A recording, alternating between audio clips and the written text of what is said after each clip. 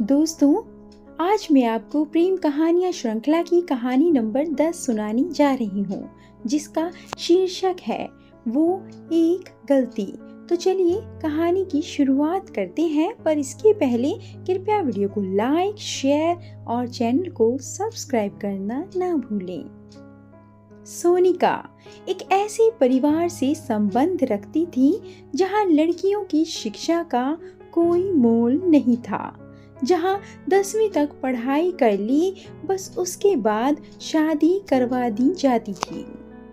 पर सोनिका के माता पिता ने उसे बड़े प्यार के साथ पाला और अपने घर परिवार मोहल्ले वालों से लड़ झगड़ कर सोनिका को कॉलेज पढ़ने भेजा।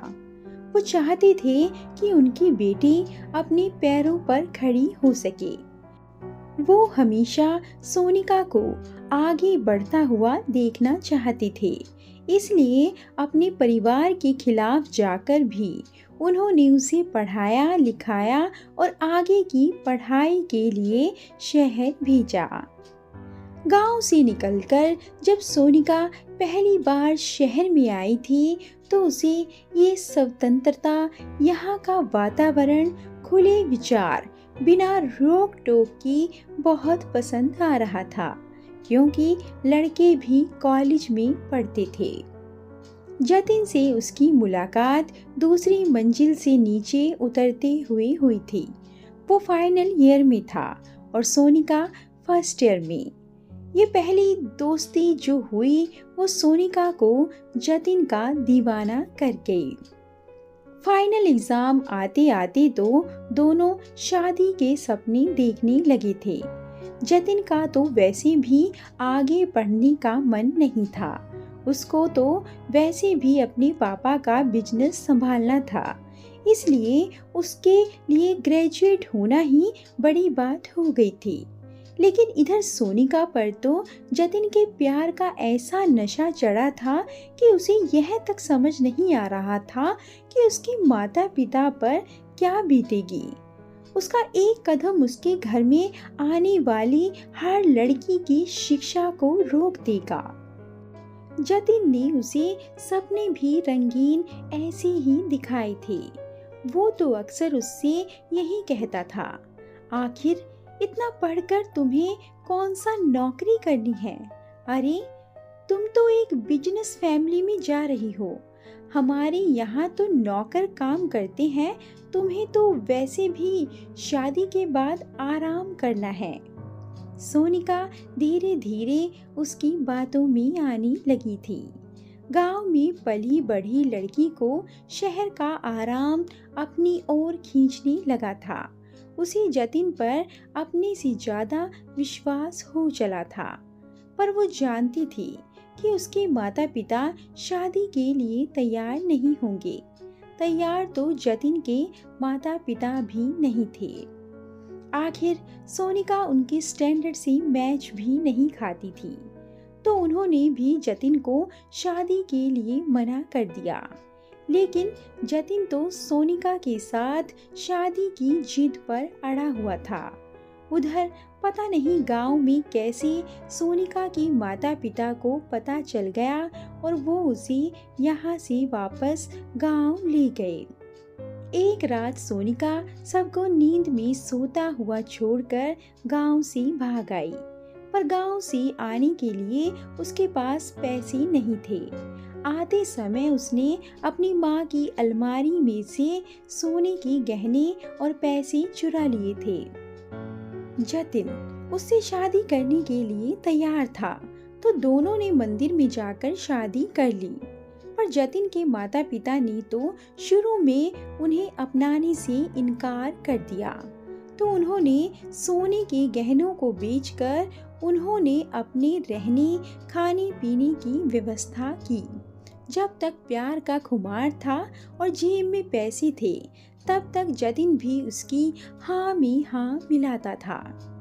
लेकिन धीरे धीरे जब प्यार का नशा उतरा और पैसे भी खत्म हो गए, तो दोनों को आटे दाल के भाव पता चल गए।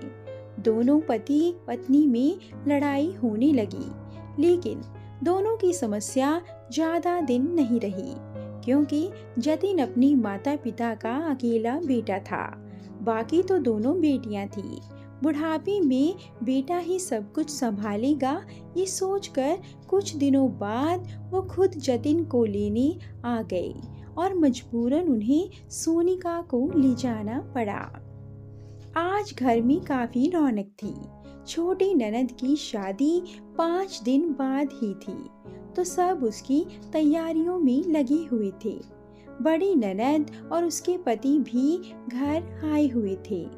सब लोग पिताजी के कमरे में बैठकर इसी बारे में बात कर रहे थे, जबकि घर की बहू सोनिका सबके लिए चाय नाश्ते की तैयारी कर रही थी। जैसे ही चाय नाश्ता तैयार हुआ, वो सबका चाय नाश्ता लेकर उनके कमरे में गई। लेकिन उसके कमरे में प्रवेश करते ही सब लोग नाराज होने लगे। सोनिका को ये बात बहुत खराब लगी, फिर भी उसने सबको चाय नाश्ता दिया और खुद भी अपना चाय नाश्ता लेकर बैठ गई। लेकिन तभी मम्मी जी ने उसके पति जतिन से सोनिका को बाहर भेजने का इशारा किया, जिसे सोनिका ने देख भी लिया। लेकिन अनजान होने का नाटक करती हुई वो चुपचाप बैठी रही। अंत में जतिन ने सोनिका से कहा, हम लोग कुछ जरूरी बात कर रहे हैं, प्लीज तुम अपने कमरे में जाकर नाश्ता कर लो। सोनिका ने प्रश्न भरी नजरों से जतिन को देखा, जैसे कह रही हो कि मैं भी तो इस घर की सदस्य हूँ, भला मेरे सामने बात क्यों नहीं हो सकती? मुझे भी तो इस घर में क्या चल रहा है वो सब बातें जानने का हक है। शायद उसकी ये बात उसकी ननद ने समझ ली, इसलिए वो सोनिका से बोली, भाभी वो क्या है ना कि जब आपके लायक कोई काम होगा तो हम आपको जरूर बुलाएंगे। अभी तो आपका कोई काम है नहीं, तो आप नाश्ता करके अपने काम खत्म कर लो। वैसे भी आपको पता है शादी के घर में बहुत से काम होते हैं और आप घर की बहू हो तो आपको ही सब कुछ संभालना है।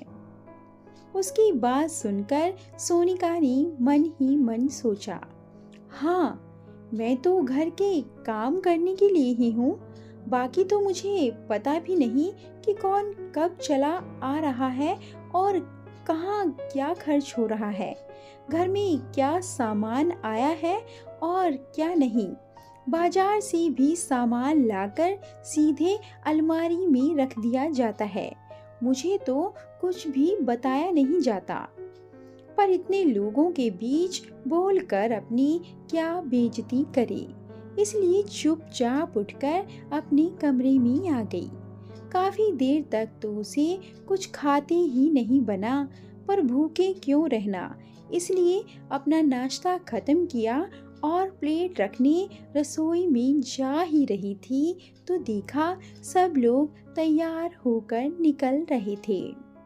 नंदोई जी तो अपनी चाबी उठाकर पिताजी के साथ बाहर निकल लिए। वहीं दोनों नंदे अपना बैग लहराती हुई बाहर आई और भाभी को बाय कहकर निकल गई। सासू माँ जी भी बाहर आई और सोनिका को काम बता दिया। बहू, हम लोग जरूरी काम से बाहर जा रहे हैं, तुम दोपहर का खाना तैयार कर लेना। उसे काम बताकर वो भी बाहर निकल गई। जतिन बाहर आया और कमरे में अपना पर्स और बाइक की चाबी लेने चला गया। जतिन, तुम सब लोग कहीं जा रहे हो क्या? सोनिका ने पूछा। उसकी बात को सुना अनसुना कर जतिन बोला, अभी मम्मी ने बताया तो सही कि जरूरी काम से जा रहे हैं। हाँ, पर कहाँ जा रहे हो? तुम लोगों ने ये तो बताया ही नहीं। अब जरूरी है क्या हर बात तुम्हें बताना? बता तो दिया कि जरूरी काम से जा रहे हैं और मम्मी ने तुम्हें जो काम बताया है वो कर लेना। कहता हुआ जतिन अपना चाबी लेकर वहां से निकल गया। सोनिका उसके पीछे पीछे दरवाजे तक आई तो देखा सब लोग कार में बैठे थे, पर पता नहीं क्यों ये लोग अभी भी गए नहीं थे। सोनिका वहीं दरवाजे पर खड़ी उन लोगों को देख रही थी। ऐसा लग रहा था जैसे वो लोग किसी का इंतजार कर रहे हैं। 10 मिनट बाद उसे घर में काम करने वाली मेड आती दिखी। उनके आने पर जतिन की माँ ने उन्हें अपने पास बुलाया और दोस्तों, कहानी जारी रहेगी। कहानी के भाग 2 के लिए चैनल के साथ जुड़े रहें। अगर कहानी अच्छी लगी हो तो वीडियो को लाइक, शेयर और चैनल को सब्सक्राइब करना ना भूलें। धन्यवाद।